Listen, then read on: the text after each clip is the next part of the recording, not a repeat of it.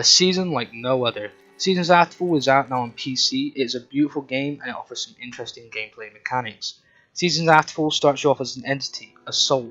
You then get to take control of a fox, and your journey of self-discovery begins. The game doesn't tell you too much with the hope of revealing it to you in bits throughout its 8-hour experience.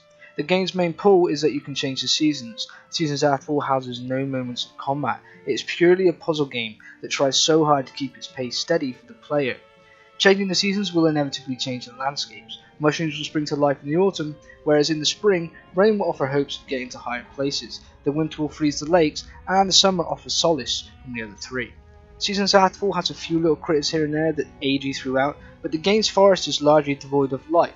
This isn't a bad thing, as the story offers a good enough reason as to why the forest is so empty, but it just ends up a little dull after a while. The game looks gorgeous right from the start line.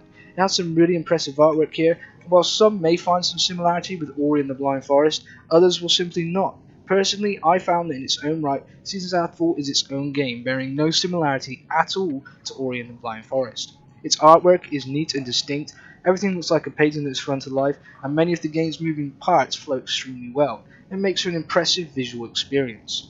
The game's soundtrack is also well done. It offers a stunning orchestral score that fits each season well. Seasons Afterfall is an amazing game for a moment. It offers enough of a challenge, an interesting story, and a fantastic setting. It brings it together with a beautiful soundtrack and striking visuals. This has been done by one man too, which is extremely impressive.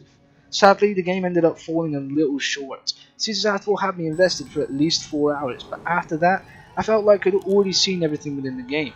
The game relies heavily on only a few mechanics, which isn't always a bad thing, but here is an example of where it's not so good.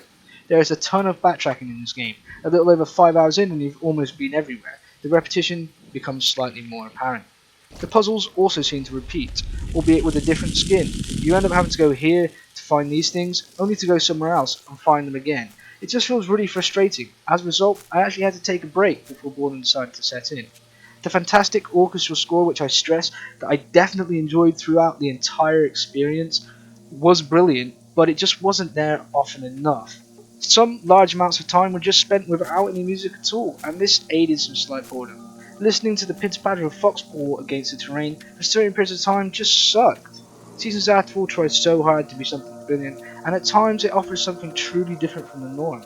The art and the music alone make it worth buying. Some, like myself, may get bored though, and this poses a slight problem. Overall, I enjoyed the game. It offers something different with a few brilliant moments, and I can't wait to see where the developer goes next. It's certainly sad though that Seasons Afterfall ends up being an experience that slightly overstays its welcome. So, I gave this game a 7 out of 10. Cheers.